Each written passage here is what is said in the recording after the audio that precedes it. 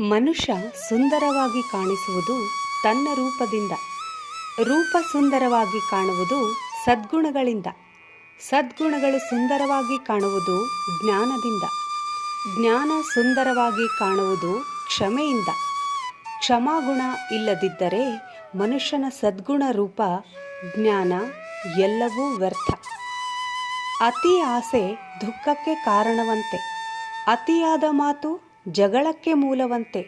ಅತಿ ವಿನಯ ಧೂರ್ತರ ಲಕ್ಷಣವಂತೆ.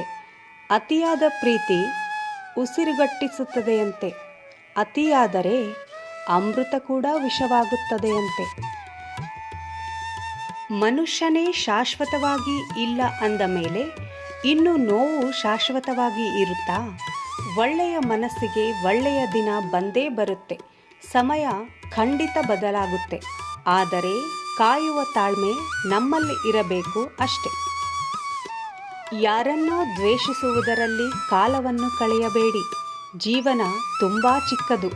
ನಿಮ್ಮನ್ನು ಯಾರಿಗೂ ಯಾವತ್ತೂ ಹೋಲಿಸಿಕೊಳ್ಳಬೇಡಿ. ಯಾಕಂದರೆ ಅವರ ಪಯಣ ಎಲ್ಲಿಂದ ಯಾವುದು ಅಂತ ಯಾರಿಗೂ ತಿಳಿದಿಲ್ಲ. ಇವತ್ತು ನಿಮ್ಮನ್ನು ನೋಡಿ ನಗುತ್ತಿರುವ ಜನ ನಾಳೆ ನಿಮ್ಮಂತೆ ಅವರಿಗೂ ಪರಿಸ್ಥಿತಿ ಬಂದೇ ಬರುತ್ತೆ. ಇವತ್ತು ಸಮಯ ಅವರದಿರಬಹುದು, ನಾಳೆ ನಿಮ್ಮದಾಗುತ್ತೆ. ನೆನಪಿರಲಿ, ಕಾಲ ಯಾರ ಸ್ವತ್ತೂ ಅಲ್ಲ.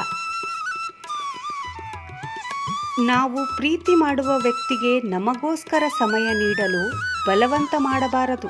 ಯಾಕಂದರೆ ನಿಮ್ಮನ್ನು ನಿಜವಾಗಿ ಪ್ರೀತಿಸುವವರು ಹೇಗಾದರೂ ಸಮಯ ಮಾಡಿಕೊಂಡು ನಿಮ್ಮ ಜೊತೆ ಮಾತನಾಡುತ್ತಾರೆ.